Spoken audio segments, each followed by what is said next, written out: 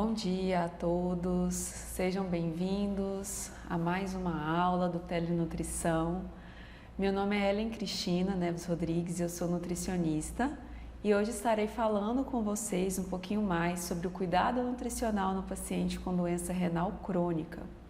Sou especialista em urgência e trauma e atualmente doutoranda em nutrição e saúde do PPG-NUT da UFG. Vamos lá então começar?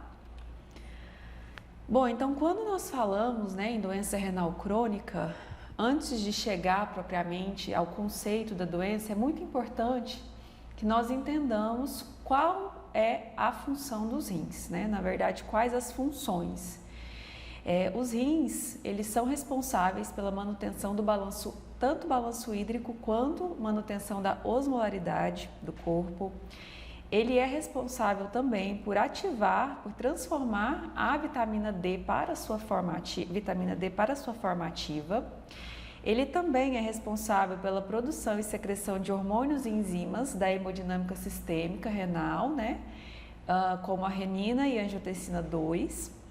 Ele é responsável por excreção de produtos finais do metabolismo, como a ureia, o ácido úrico, fosfatos, sulfatos e fármacos.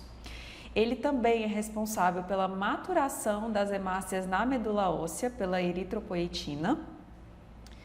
É responsável pelo equilíbrio do estado ácido básico no organismo e, além disso, manutenção das concentrações de eletrólitos, como o sódio, potássio, cloreto, cálcio e fósforo.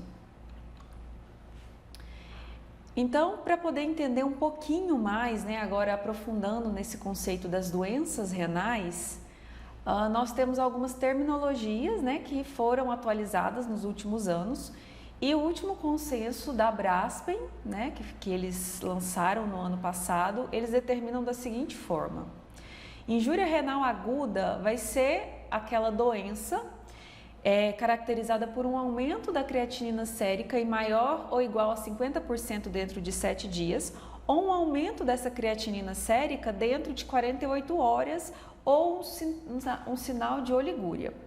Como critério estrutural, pensando em função dos rins, não existe, Então, eles classificam a injúria renal aguda somente por critérios funcionais, pensando em função do órgão.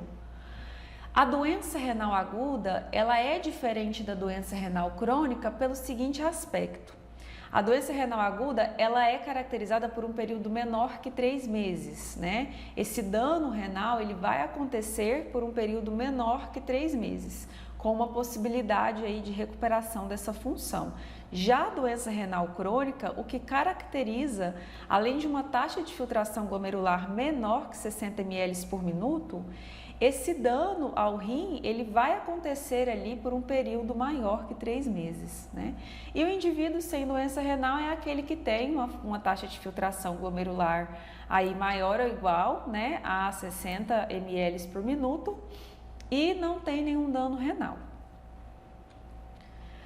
É importante agora nós falarmos um pouquinho mais sobre a doença renal crônica, trazendo esses dados de incidência e prevalência, que são muito importantes, Porque a doença renal crônica ela é associada atualmente a altas taxas de morbimortalidade, Então, responsável aí na população adulta por aproximadamente 11%, Hoje os adultos eles se enquadram em algum grau, algum estágio da doença renal crônica, que daqui a pouco eu vou mostrar um pouquinho para vocês. E existem dados que trazem que a prevalência mundial da DRC ela fica aí em torno de 9%. Então, reforçando esse conceito da doença renal crônica, que é o foco da nossa aula de hoje, ela será caracterizada por uma taxa de filtração glomerular menor que 60 ml por minuto ou pode também ser maior que esse valor desde que haja um marcador de dano renal por um período maior que 3 meses. Quando eu falo de taxa de filtração glomerular, eu estou analisando a capacidade renal, no caso de filtrar ml de sangue por minuto. Então, quanto menor essa taxa de filtração glomerular, indica que maior é o dano renal, Menos esse rim consegue aí realizar a sua principal função, que é a de filtração do sangue. De uma maneira mais explicativa, eu trago aqui, né, os estágios da doença renal crônica, que atualmente se dividem em 5 estágios, né, que são caracterizados por G. Quando eu penso em taxa de filtração glomerular, eu falo de estágio G1, que caracteriza uma taxa de filtração glomerular normal ou alta, porém pode estar associada já a uma excreção maior de proteína pela urina, né, que é o que nós chamamos de albuminúria. A taxa de filtração glomerular chamada de G2 é caracterizada por uma diminuição leve dessa taxa de filtração glomerular e pode também, em maior ou menor grau, estar associado ao aumento da proteinúria urinária. A taxa G3, ela se divide em A e B, sendo que o B vai ser caracterizado por uma taxa ainda menor dessa filtração glomerular. A taxa G4, nós já vamos considerar uma diminuição grave dessa função renal e também, né, ela é chamada na literatura como um estádio pré-dialítico. E a taxa G5 já é caracterizada a insuficiência renal e aí quando o indivíduo chega nesse estágio, ele alcança um nível de falência renal. Então esse rim ele se torna insuficiente para realizar as suas funções e esse indivíduo passa a necessitar de algum tipo de terapia renal substitutiva. Hoje, no Brasil e no mundo, nós temos 3 modalidades disponíveis, que é o transplante renal e modalidades dialíticas, dentre elas a hemodiálise e a diálise peritoneal.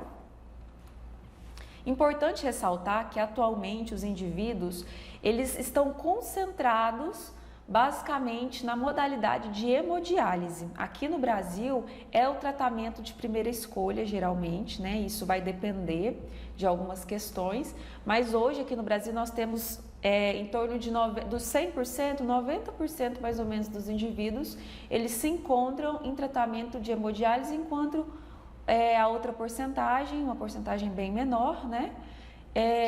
Na modalidade de diálise peritoneal. Quando nós pensamos em aumento da doença, de 2014 para 2018, os últimos censos brasileiros mostram um aumento dos indivíduos que estão em diálise, seja diálise aqui peritoneal ou a hemodiálise. E nós temos uma taxa de mortalidade bruta de 19,5% desses indivíduos. Isso então reforça o quanto a doença renal crônica ela é um motivo de preocupação, né? E é um problema de saúde pública que está associada a aumento de hospitalização e aumento dos custos, né? Com hospitalização, os custos em saúde pública no Brasil e no mundo. Nós temos alguns fatores de risco clássicos para a DRC, que são a idade, a presença de diabetes mellitus e hipertensão arterial sistêmica, sendo a hipertensão arterial aqui no Brasil é o fator de risco mais associado ao surgimento da DRC e também a obesidade. Além desses fatores de risco tradicional, nós temos também fatores de riscos não tradicionais que são hoje considerados o estresse oxidativo e a inflamação crônica. O conjunto desses fatores podem então levar esse indivíduo a uma progressão da taxa de filtração glomerular, ou seja, diminuição da função desse rim e, consequentemente, fazendo com que esse indivíduo necessite de alguma terapia renal substitutiva. Então, esses fatores eles podem levar o indivíduo à hemodiálise ou à diálise peritoneal e o tratamento em si, associado a todo esse contexto que o indivíduo já traz, esse contexto clínico, esse contexto de enfermidades, pode desencadear outros problemas, como, por exemplo, diabetes mellitus, doenças cardiovasculares, que é a grande causa de mortalidade nesses indivíduos em terapia dialítica, ao aumento do estresse oxidativo e da inflamação. Então, na DRC, nós observamos que todo esse conjunto de fatores vão gerar outros problemas, como, por exemplo, o estresse oxidativo e a inflamação. E muitos são os fatores que contribuem para esse quadro. Além dos fatores tradicionais, né, conforme eu já citei, Nós temos também que o tipo de acesso vascular, que pode ser por catéter ou por fístula, isso faz diferença no que se refere à geração de espécies reativas de oxigênio. Então, pacientes que têm acesso por catéter, esses pacientes eles estão predispostos a desenvolver mais infecção. O próprio procedimento em si da hemodiálise, ele está relacionado à geração de espécies reativas de oxigênio e ativação de citocinas inflamatórias, a baixa ingestão alimentar desse paciente ou a ingestão inadequada pode causar aí uma depressão tanto das reservas que esse paciente tem, antioxidantes, reservas proteicas, e isso pode contribuir ainda mais com esse estado inflamatório de estresse oxidativo. E a inflamação por conta da própria doença renal crônica, essa inflamação persistente de baixo grau, está diretamente relacionada à geração de espécies reativas de oxigênio. Então, nós podemos notar aqui um ciclo vicioso, de forma que as próprias espécies reativas, elas vão aí ativar também citocinas e outros fatores inflamatórios. Tudo isso, além de toxinas urêmicas, né, esse estado de uremia que esse paciente com doença renal crônica, ele vai apresentando ao longo do tempo, associado a baixa ou inadequada ingestão alimentar e o hipermetabolismo pode culminar em desnutrição. Essa desnutrição nós podemos observar tanto naqueles indivíduos que estão em progressão da DRC, quanto em pacientes que estão em alguma terapia dialítica. A desnutrição, então, ela vai culminar nas depressões aí do tecido muscular, né, da reserva de massa muscular esquelética desse paciente. A diminuição dessa massa muscular pode gerar em aumento de hospitalização e do tempo de hospitalização, e as complicações a esse quadro associadas podem influenciar, então, no aumento das taxas de mortalidade. Então, quando esse indivíduo chega para nós, né, seja no ambulatório, seja no hospital, ou né, quando eu penso nos pacientes que estão em alguma terapia dialítica, nas clínicas, então nós precisamos pensar num plano de cuidado nutricional para esses pacientes. Então, nós vamos começar aí pelo nosso passo a passo. Então, a primeira coisa que nós precisamos pensar é em triar esse indivíduo, né? Então, hoje existem muitos instrumentos disponíveis para triagem da desnutrição. Então, basicamente, a triagem ela vai me fornecer essa ideia dos indivíduos que já estão desnutridos, aqueles que estão em risco, né? E aqueles sem risco. Então, eu consigo ter essa visão ampla de como que está a minha população ali, pensando na ordem do tratamento. Dentre os instrumentos disponíveis, nós temos o MST, né, que é um termo em inglês, que é o Malnutrition Screening Tool, que é uma ferramenta de triagem que ela pode ser utilizada para pacientes com DRC.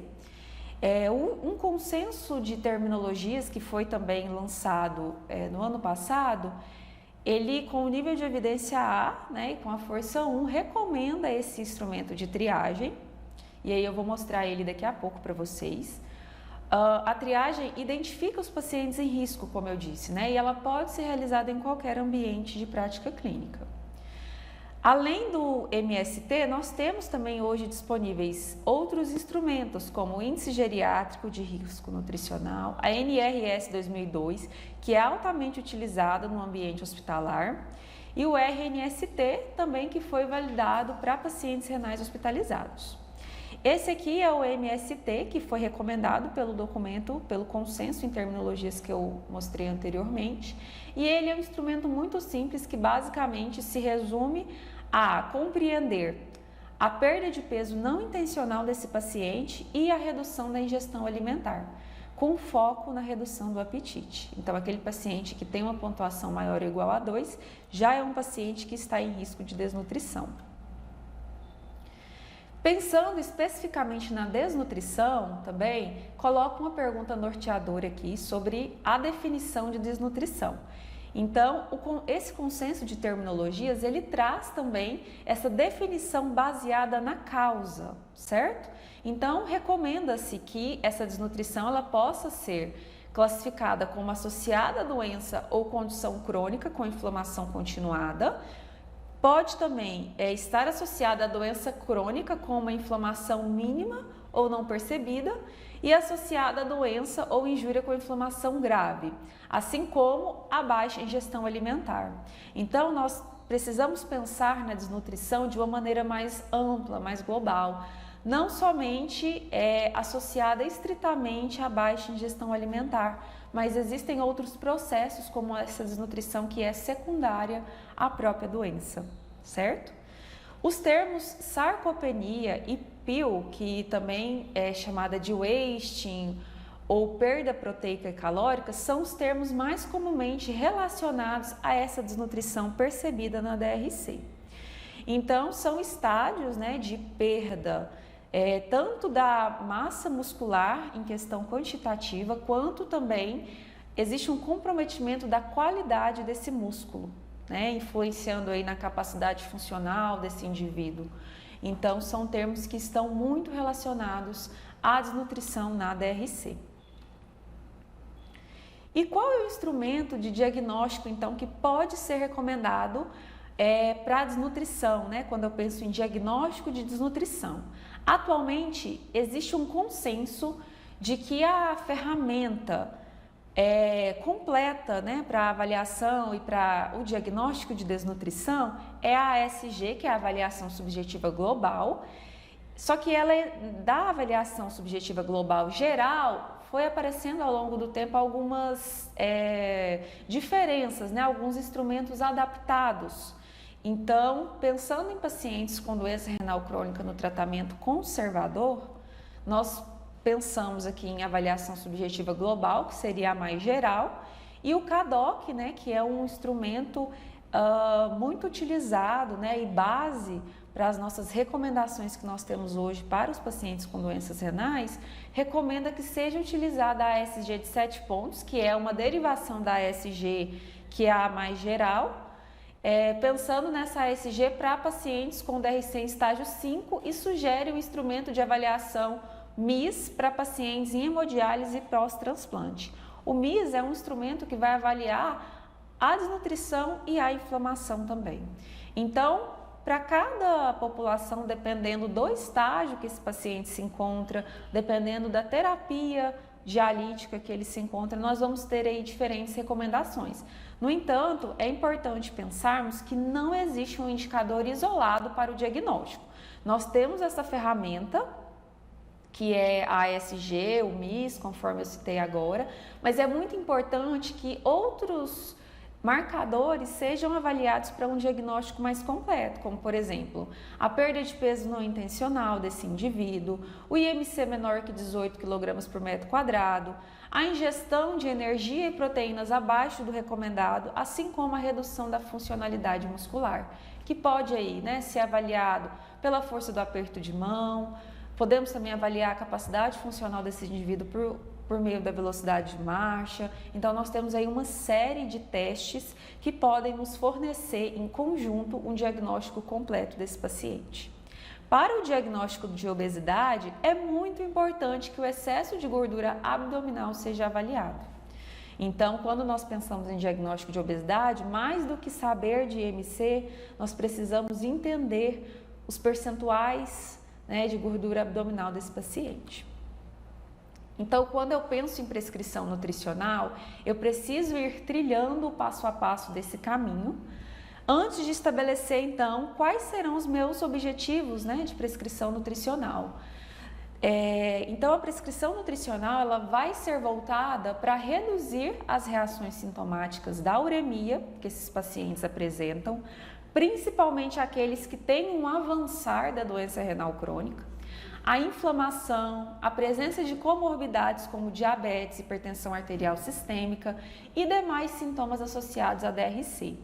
Então, vocês vão perceber, né, na minha explicação de agora em diante, que o tratamento para DRC, o foco tem sido pensado cada vez mais na individualização e de acordo com as necessidades daquele indivíduo, que vai variar muito de um paciente para outro. Então, se aquele paciente ele tem diabetes, nós precisamos pensar em ajustar a prescrição pensando nessa condição. Se aquele paciente tem hipertensão, da mesma forma, então nós precisamos tentar ao máximo tornar especializado esse tratamento para os nossos pacientes, né, de acordo com as necessidades de cada um. Algumas recomendações nós temos, né, e é importante sempre pensar que, apesar de nós termos recomendações nutricionais, no momento da prescrição nós sempre precisaremos personalizar isso de acordo com o perfil do nosso paciente, mas basicamente existe aí uma proposta de distribuição em torno de 60% para os carboidratos, dando-se preferência a carboidratos complexos, né? Então, os grãos integrais, a ingestão de frutas e hortaliças e os laticínios com baixo teor de gordura. Os lipídios eles ficariam ali em torno de 30%, e aí existe uma discussão em torno da quantidade adequada de proteína. Então, nós precisamos pensar que esse ajuste, especialmente da proteína, ele vai depender muito do estágio da doença renal crônica que esse indivíduo se encontra. Então, quando eu penso em calorias, as últimas recomendações e no último consenso da Braskem em 2021, isso ficou bem evidente, que para o indivíduo com doença renal crônica, para o indivíduo em hemodiálise, as calorias elas precisam ficar aí em torno de 25 a 35 quilocalorias por quilo por dia, sendo que pacientes em hemodiálise eles vão precisar que essa faixa fique ali em torno das 35 quilocalorias por quilo por dia. E aí a proteína especificamente, como eu disse, vai depender muito do estágio de doença renal que esse indivíduo se encontra. No estágio de 3 a 5, quando esse indivíduo se encontra ali num tratamento conservador, ou seja, quando ele ainda não precisa de um tratamento dialítico, a recomendação é de uma dieta hipoproteica. Então, no último consenso, assim como também o CADOC, né, que é o documento-chave e básico para as recomendações em DRC que nós temos hoje, a faixa é de 0,6 a 0,8 gramas por quilo por dia, sendo que o aporte energético ele precisa estar adequado. Já na hemodiálise ou na diálise peritoneal, a recomendação é de uma dieta hiperproteica, em que as proteínas fiquem ali, né, numa faixa de 1,2 gramas por quilo por dia, considerando uma ingestão energética adequada.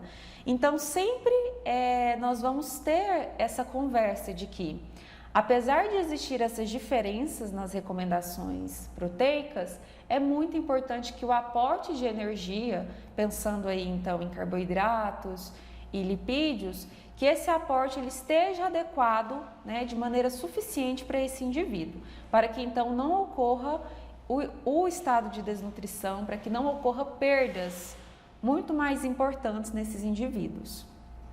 Importante lembrar também, né, mais uma vez, que a desnutrição ela não está associada somente à ingestão alimentar.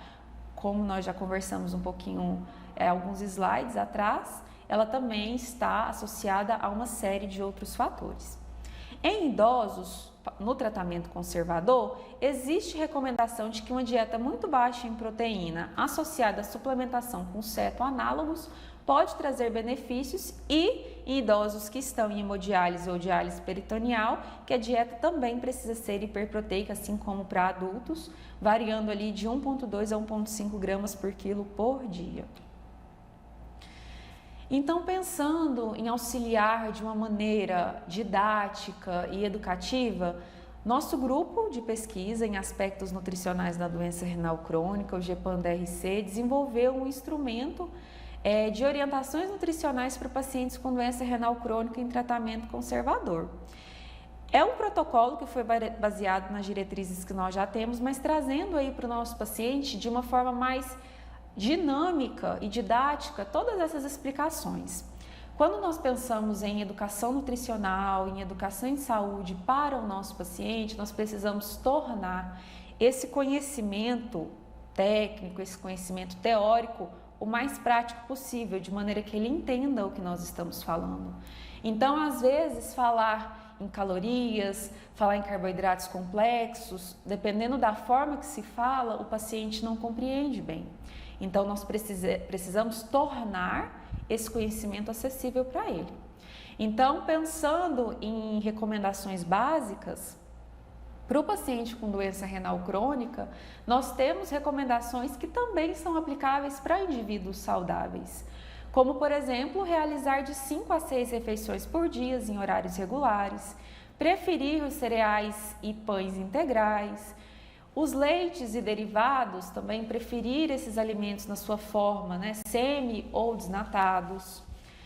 Pensando na utilização de óleos e gorduras, dar preferência para o azeite extra virgem para temperar a salada, então consumir esse azeite na forma mesmo ali na salada, de forma crua e sendo o azeite extra virgem especificamente. Evitar frituras, mas no caso, se for utilizar algum óleo para o cozimento, que seja algum óleo de soja, milho, girassol. Optar pelos métodos de cocção cozidos, assados e grelhados, porque dessa forma ele vai poder então minimizar a utilização de gorduras. E pensando em recomendações nutricionais a nível de micronutrientes, nós também temos uma grande polêmica e discussão hoje quando nós pensamos na doença renal crônica. Por quê? Antigamente nós percebíamos um caminho que era baseado nas restrições. E hoje já se conversa que as restrições, especificamente, elas vão depender muito de como que aquele indivíduo vai apresentar a nível bioquímico esses micronutrientes, esses eletrólitos. Então, quando eu penso no fósforo, pacientes com doença renal crônica que estejam desde o tratamento conservador até a hemodiálise ou diálise peritoneal, o nível, a recomendação ela vai ser ajustada para manter os níveis séricos. Então, se aquele paciente ele já tem esse fósforo controlado ali no exame bioquímico, então ele não é um paciente necessariamente que vai precisar da restrição. A restrição ela vem para aqueles pacientes que apresentam um quadro de hiperfosfatemia persistente e que seja progressiva e também após a avaliação dos níveis séricos de cálcio e paratormônio. E também é muito importante que no momento da recomendação, da explicação de quais alimentos esse paciente pode consumir, é muito importante também dar esse enfoque não só para as fontes dietéticas de fósforo, mas também nos alimentos que esse fósforo ele vai estar presente, como por exemplo os alimentos processados e ultraprocessados. Então a leitura do rótulo torna-se essencial no momento que esse paciente, esse indivíduo, ele vai adquirir esses produtos. O potássio, ele também entra nessa condição de que a recomendação ela vai depender muito, da forma com que esse potássio ele é expresso bioquimicamente, então ele deve ser ajustado para manter os níveis dentro da normalidade, então a nossa recomendação nutricional ela se baseia nisso. E a restrição, novamente, ela vem para aqueles pacientes que apresentam aí um quadro de hipercalemia. E o sódio, existe essa recomendação de uma quantidade menor que 2,3 gramas por dia associada a intervenções farmacológicas aplicáveis. Por quê? Dependendo do tipo de tratamento que esse paciente se encontra, o nefrologista ele vai ajustar também o tratamento dialítico, pensando especificamente nesse micronutriente, no sódio.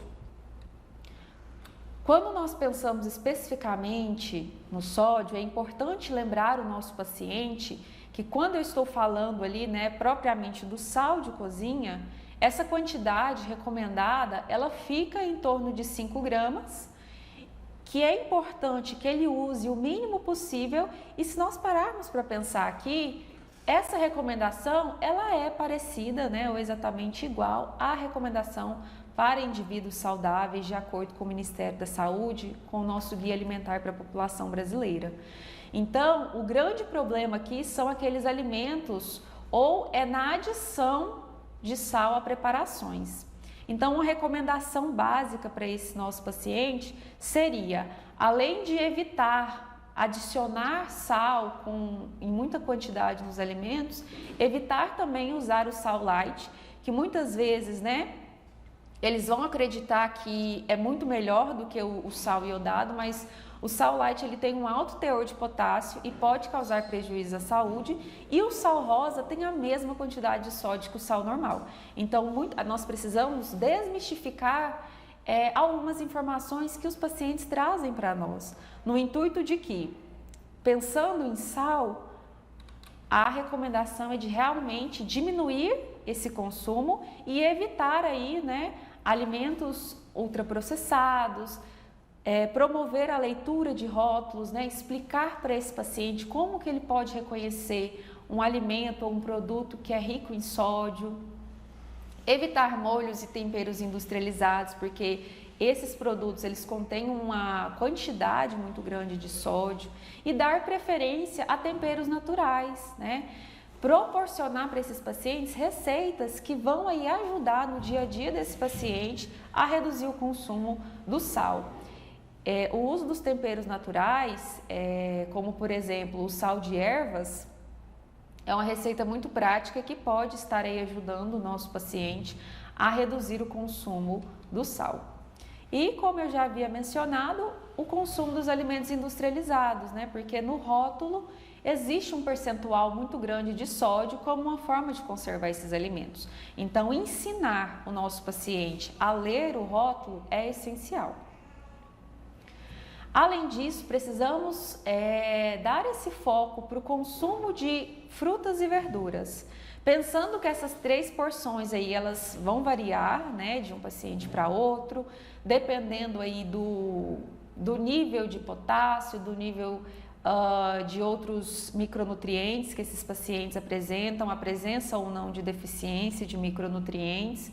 Então, nós vamos pensar, quando nós pensamos em porções, 3 porções, novamente, é o que se recomenda também para indivíduos saudáveis. Então, se a gente parar para pensar, as recomendações para os pacientes com DRC se parecem muito com as recomendações para indivíduos saudáveis. Mas lembrando que cada paciente vai ter aí sua particularidade.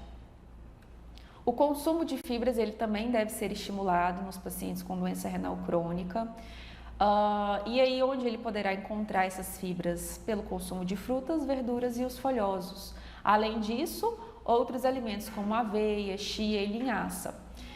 Quando nós pensamos em recomendação de sementes, né, como chia, linhaça, pensando aí na aveia, é muito importante recomendar essas sementes e esses grãos torrados, exatamente como uma forma de auxiliar na redução de fatores antinutricionais que esses pacientes com doença renal crônica, eles vão ter ali um metabolismo, né, e uma excreção diferente de quem não tem doença renal crônica.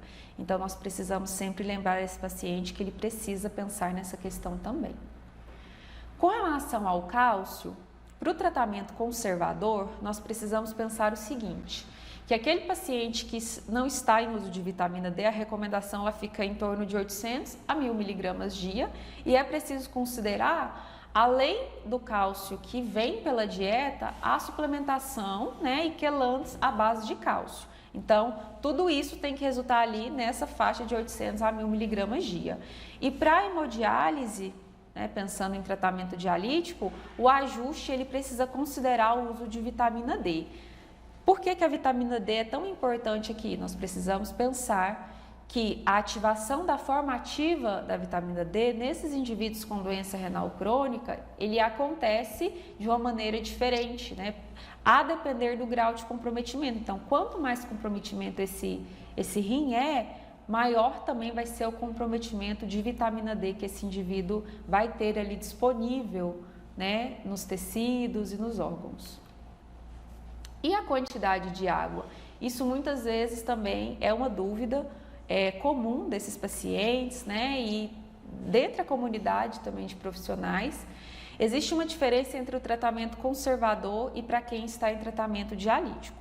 Geralmente, o tratamento conservador é sem restrição, geralmente, certo? Mas isso também pode variar, pode depender, pode ser que algum paciente tenha alguma recomendação específica. E para aqueles pacientes que estão em hemodiálise, a ingestão de líquidos ela vai depender muito do ganho de peso interdialítico, que é entre uma sessão e outra de hemodiálise, e também da presença de diurese. Então, se esse paciente tem anúria ou se esse paciente ele tem ali uma diurese residual, isso vai ser um fator determinante também para o aumento ou não, né, para a quantidade que ele pode ali, ingerir de líquidos por dia. É importante pensar que para aqueles pacientes que têm restrição, como esses pacientes em hemodiálise, não somente a água ela é restrita, mas todos os alimentos na sua forma líquida, né, exceto aqueles óleos, né, e outros alimentos excessivamente calóricos e que estão em forma líquida, mas pensando em sucos e outros líquidos, todos esses, tudo que é ingerido de forma líquida vai contabilizar aí nessa conta para esses pacientes em hemodiálise, principalmente aqueles que precisam de uma restrição mais severa. Com relação a uma recomendação também muito específica da doença renal crônica, tanto o paciente em tratamento conservador quanto o paciente em hemodiálise ou diálise peritoneal, para estes pacientes é proibido o consumo de carambola, porque a carambola é uma fruta que contém substâncias tóxicas aos rins. Então, existem estudos, né, apesar de existir poucos estudos, mas existem estudos que mostram que esses pacientes não conseguem fazer a depuração, né, da caramboxina e do oxalato, que são componentes da carambola, e que, por exemplo, a caramboxina é uma toxina que pode se concentrar no sangue desse paciente, atravessar a barreira hematoencefálica e causar prejuízos neurais. Então, hoje nós sabemos que, né, essa fruta ela é proibida para os nossos pacientes, tanto em tratamento conservador quanto para pacientes que estão em hemodiálise e diálise peritoneal. Então, quando eu penso em padrão de referência para ingestão diária de nutrientes, o consenso em terminologias que traz, né, exemplos do que poderia ser um padrão de referência para esses pacientes. Então, os instrumentos, Meu Prato Saudável, a Pirâmide Mediterrânea e o Plano de Dieta DASH são propostas que podem ser recomendadas como padrão de referência para a alimentação desses pacientes. Trago aqui as imagens para vocês. Então, essa proposta do prato saudável seria de uma forma ilustrativa, né, realmente mostrar para esse paciente como que poderia ser a distribuição dos micronutrientes e dos macronutrientes, especificamente na forma dos alimentos, né, para o seu dia a dia. A pirâmide alimentar mediterrânea, né, que é uma proposta que traz alimentos a serem consumidos em todas as refeições, todos os dias, de maneira semanal, de forma que as frutas, as verduras, os pães, arroz, massas, principalmente na sua forma integral, seja consumido todos os dias e em todas as refeições. O consumo de água, ele também vai ser recomendado, só que pensando em tratamento conservador e diálise, existem as particularidades que nós acabamos de conversar. E ser fisicamente ativo, praticar o convívio social e dar preferência aos alimentos da estação são recomendações que também são muito importantes para esses pacientes. E a outra proposta, conforme mencionada, é a dieta DASH, que é uma dieta que vem sendo extensivamente estudada ao longo dos últimos anos, onde tem se encontrado os resultados efetivos na redução da pressão arterial sistêmica. Então, quais são as características dessa dieta? O baixo teor de gordura total e saturada, assim como o baixo teor também de colesterol. É priorizado o maior consumo de frutas e vegetais, os leites e derivados na sua forma com baixo teor de gordura, né, ou sem a gordura. Os grãos integrais, recomenda-se também o consumo de carnes brancas, como peixes e aves. E estimula-se nessa dieta a redução do consumo de carne vermelha, doces e principalmente aqueles produtos que têm adição de açúcar. Então, o conjunto dessa dieta, ele torna-se recomendado especificamente por conta das suas características, né? Então, o foco, ele vai além da quantidade, mas também na qualidade dos alimentos que se consomem. Então, ainda sobre a prescrição nutricional, no último consenso da Braskem, nós podemos perceber ainda algumas recomendações de que dietas, quando eu penso em estágio 4 a 5, que seriam aqueles estágios pré-dialíticos, que a dieta com baixo teor de proteína associada aos cetoanálogos ou aminoácidos essenciais pode diminuir o risco de falência renal, reduzir proteinúria e trazer efeitos benéficos, né, que se sobrepõem a complicações metabólicas. No entanto, quando eu penso em proteínas de origem vegetal, as evidências ainda são insuficientes para recomendar a substituição da proteína animal por vegetal. Onde se observam os efeitos benéficos?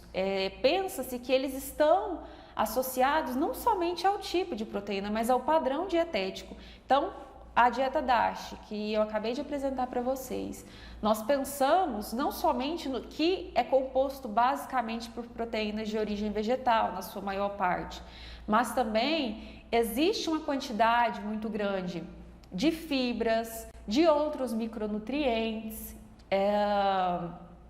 e de vitaminas, minerais que são extremamente importantes para esses pacientes. Então, mais uma vez, né, pensando nessa questão da qualidade nutricional. A ingestão alimentar de pacientes com DRC, pensando tanto pacientes em estado conservador quanto pacientes em diálise, a suplementação, tanto de vitaminas quanto de oligoelementos, ela deve pensar em necessidade da mesma forma que a população saudável. E suplementação, ela deve acontecer somente se esses pacientes precisarem, na presença, né, de alguma deficiência ou de um caso de desnutrição já estabelecido. Então, suplementação para esses pacientes é quando esse paciente precisar, em caso de ingestão alimentar insuficiente por longos períodos, e especificamente vitaminas lipossolúveis somente em casos de deficiência. A suplementação nutricional oral, e hoje, né, nós temos uma gama muito grande de suplementos disponíveis. Novamente, nós vamos pensar em suplementar esse paciente quando a dieta ela não alcançar as necessidades de energia e proteína e se houver o risco ou a presença da desnutrição. Para estes pacientes, atualmente, a suplementação nutricional oral padrão é recomendada. E aí as suplementações especializadas, com restrições, principalmente ali de determinados micronutrientes, vai ser recomendada para aqueles pacientes que possuem alterações metabólicas e que precisam, então, desses ajustes aí na composição química do suplemento.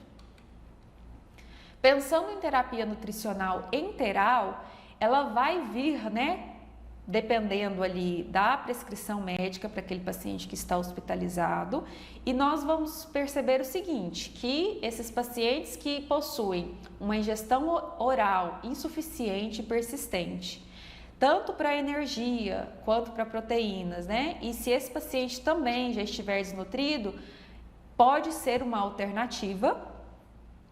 E as fórmulas especializadas de nutrição enteral, ela também vai ser recomendada quando esse paciente tiver algum distúrbio metabólico ou quando tiver essa necessidade específica, né? Então, isso vai ser adequado de acordo com a necessidade de cada paciente. A nutrição parenteral intradialítica também é uma proposta que se discute atualmente, que é indicada para pacientes em hemodiálise quando a ingestão da dieta, né, por via oral for insuficiente, assim como a suplementação nutricional oral também não conseguir alcançar junto à dieta as necessidades de energias e nutrientes, havendo aí o risco à presença de desnutrição. Então é uma proposta que se está em discussão ultimamente, para então auxiliar aí na melhora, né, ou minimização das perdas desses pacientes. Então, dentre as considerações finais da nossa conversa de hoje, nós podemos concluir que o paciente com doença renal crônica é um paciente que necessita de alimentação adequada e individualizada. Então, não é somente restringir, mas também explicar para esse paciente o que ele precisa consumir, para quais alimentos ele pode dar preferência, e isso vai depender muito de um paciente para outro. Então, não generalizar aqui é uma regra de ouro quando nós estamos pensando em prescrição nutricional para o nosso paciente com doença renal crônica. E a suplementação, ela vai ser individualizada, né? Na presença aí do risco ou presença de algum tipo de deficiência, seja de macronutrientes, micronutrientes, e pensando que a suplementação ela não vai ser para todo mundo também. Então, pensar em individualização é a chave para o cuidado nutricional para o nosso paciente com doença renal crônica. Essas foram algumas referências básicas utilizadas para a nossa aula de hoje e agradeço pela atenção de todos e até a próxima.